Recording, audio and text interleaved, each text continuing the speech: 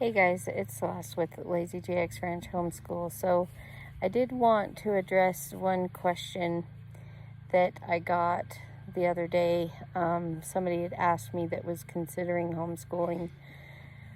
Her oldest was 3. And she's like, what does a 3-year-old need to know? It's like, really? Nothing? They need to know how to talk. Hopefully by then they've started potty training. But in reality, preschool age and even kindergarten age, they learn best through play and by hands-on. So that's what I told her, is that, for a preschool, even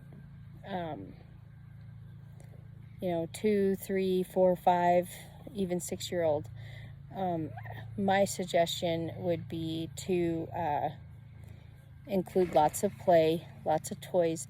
But when you're cleaning, they need to be cleaning with you, and you need to be describing what you're doing and why you're doing it. Oh, that's so vital. Like, tell them why.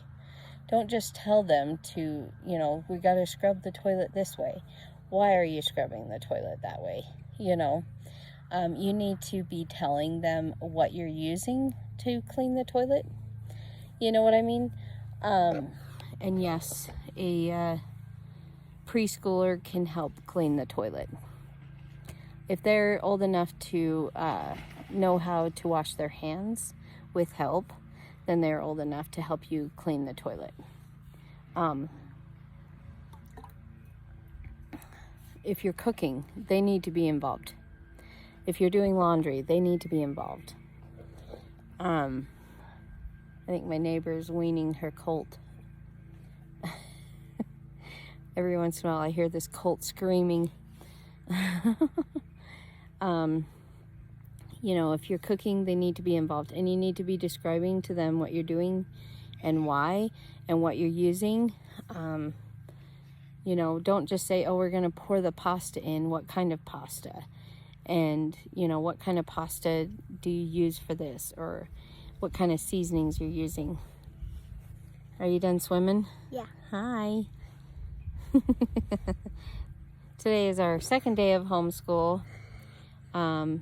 We were done by 2:20. We were done by 2:20, so Charlie is taking advantage of the kind of somewhat nice weather today and went swimming in our little Walmart pool. Which we got from the Walmart. Where Grandma lives, yep. Because our Walmart didn't have a good selection on pools, huh? So we had to go to Grandma's Walmart. But anyways, so a preschooler, 2, 3, 4, 5, 6-year-old, they need to be doing laundry with you. They need to be cooking with you. They need to be cleaning with you. They need to be involved in that, but not only to keep them busy, but also that's how they learn. They will learn math. They will learn English. They will learn phonics. They will learn science. Okay, and even history and culture. It's like, well, we do this because that's the way Grandma did it. So, anyways, another suggestion I would have is to label things in your house. So, just get some painter's tape and put a piece on the window and write window. Put a piece on the door and write door. This is a great way for them to learn to recognize words. That's just my suggestion for the preschool age. I was asked that question the other day. What do they need to learn? What's the best curriculum? If you want a set curriculum, I always suggest new people look into The Good and the Beautiful, as long as they don't mind a lightly Christian, biblical curriculum. I don't have any secular suggestions because my philosophy is that I want my kids to make an educated decision about something as important as religion. I want them to be educated so that they can make an educated decision about it, so they can just decide for themselves. And once they leave my home, nobody is going to be telling my child about creation. Nobody's going to be telling them the connection between God and science. Nobody's going to teach them scripture. Nobody's going to anything like that. And in reality, I was not taught that as a child, not very much. We kind of went to church growing up, but not a lot. And so, you know, as an adult who did actually choose the church,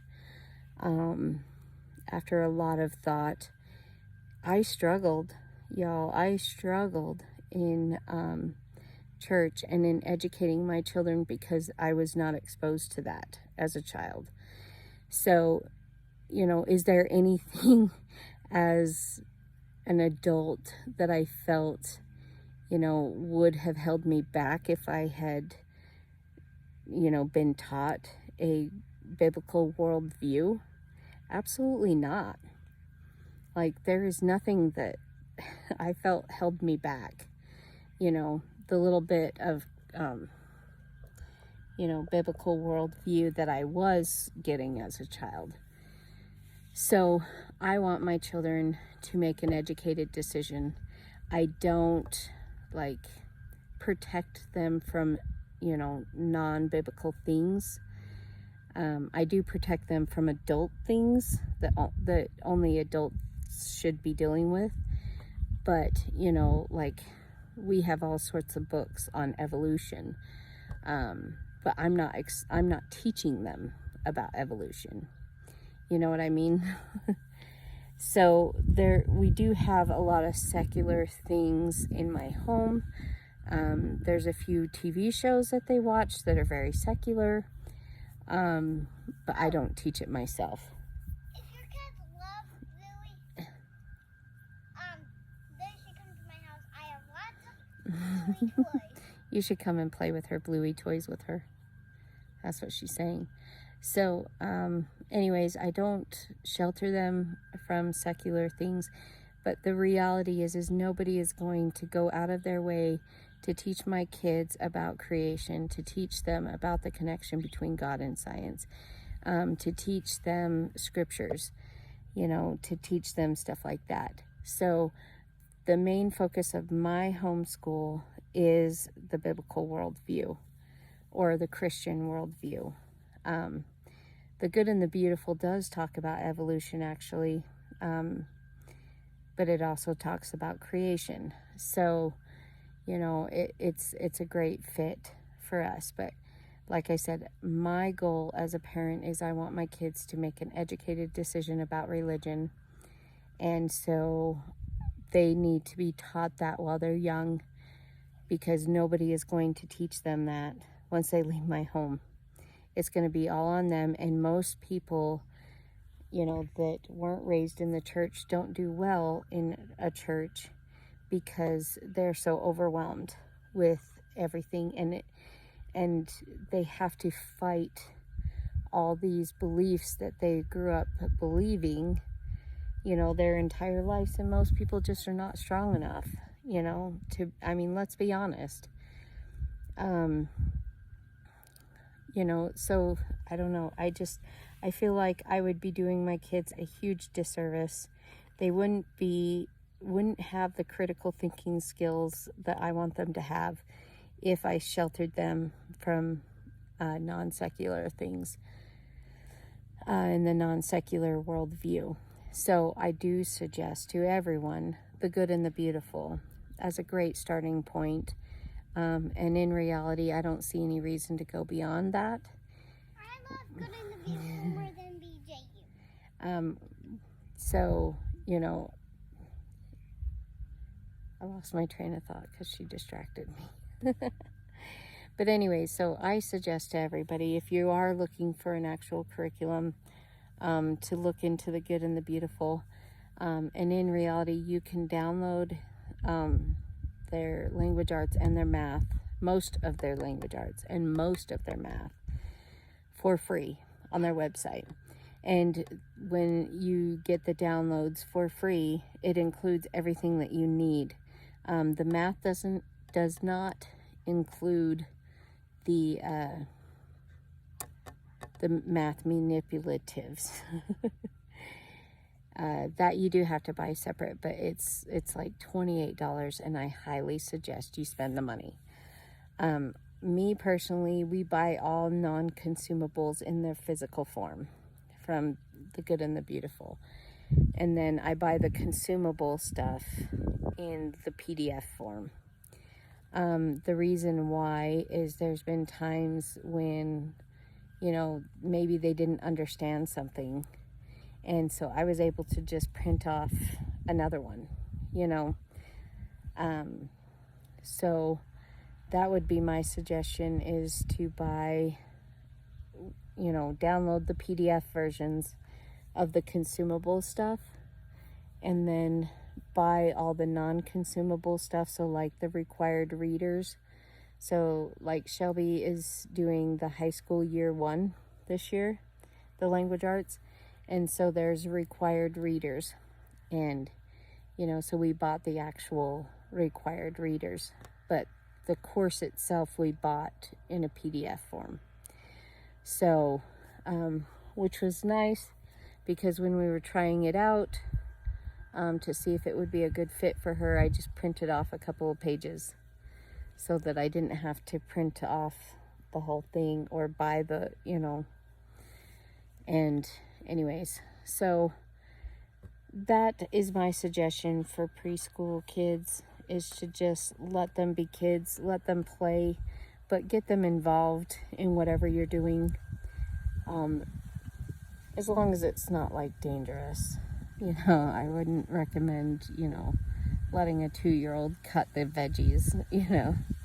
But if it's safe for them to do, get them involved.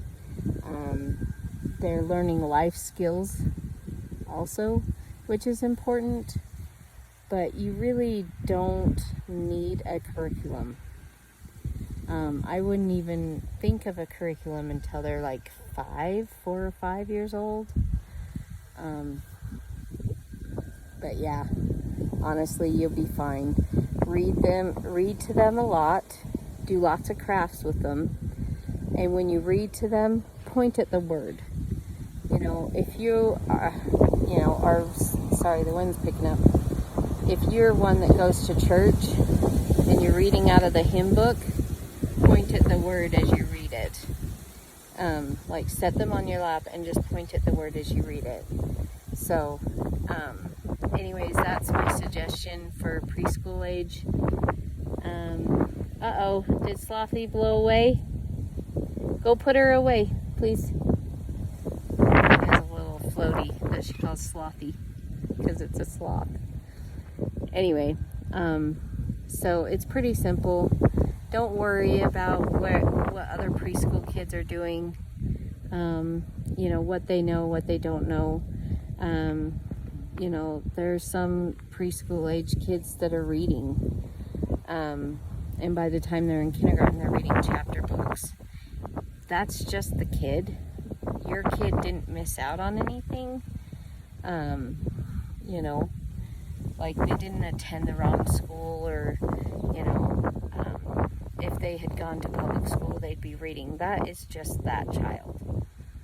Most kids don't really grasp reading until they're about 8 or 9 years old.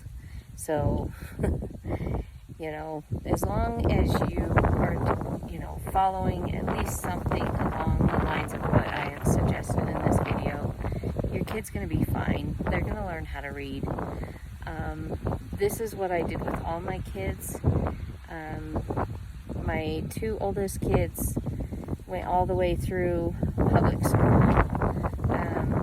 The 2 teenagers I have now, they stayed in public school until 6th and 7th grade. And that's when we started homeschooling. And then Charlie's never stepped foot in a public school. She never did preschool, never did anything, but your child is not missing out on anything if they are not reading, you know. That's just the kid. You know, that's just the kid. You know, and Charlie's actually had really nice curriculum, but, you know, there's a few kids her age that are reading. But there's a few kids that are older than her that are public school, in the same school system, that aren't even close to reading. So don't freak out if your kid isn't reading by the time they're 4 or 5 or 6, okay? They really don't grasp the understanding of reading until they're 8 or 9 years old. Now, if my kid was 8 or 9 years old and not even close to understanding phonics, then maybe I would panic. But yeah, for the most part, I wouldn't even think about it. Yeah, just when you do read, make sure you're pointing at the word as you read it, where they can see it, you know, or you point, you say, and have them repeat. You know, if it's a big, long thing, I wouldn't do that, but anyways, it's pretty simple. But the big thing is stay away from the comparison. You know, don't worry about what other people are doing. Don't worry about what their kids are doing, what they've accomplished. You know, your kid isn't missing out on anything. It's just your kid, okay? Like I said, Charlie, she's had a really nice curriculum since she was 3, just because she wanted to do school like her big sisters. And she has struggled with reading and phonics. She's really, really struggled. But this year we repeated all through the summer we repeated grade 1. Yesterday was her first official day of 2nd grade, but we're still on grade 1. And we repeated grade 1. So she did BJU Press grade 1. And then we started The Good and the Beautiful grade 1. And because we're repeating that information, it's finally clicking in her head. And she is reading quite a few words now. So don't panic, okay? Sometimes if it's a huge struggle and they're fighting and they're crying, and go back, okay? That's the beauty of homeschool. Go back. You know, like we could have... When we switched from BJU Press, she was pretty much done with their 1st grade, with all of the 1st grade lessons. We could have gone to 2nd grade, but I don't think she would be where she is now if we had. So I think the reason she's doing so well is because we went back. So don't be afraid to go back, you know? It's okay if your 3-year-old is doing things that most 2-year-olds are doing. It's okay. There's nothing wrong with that, and your kid's not going to be dumb or behind or anything else like that. And I hated the BJ. So, anyways, that's all I have for you. My husband's trying to call me. I'm not sure why. So I better go see what he needs. So, I just wanted to share that with you because I know that was a question I was asked. And if my friend was asking it, then chances are there's other people wondering too. So I just wanted to give you my view. So see ya. Bye.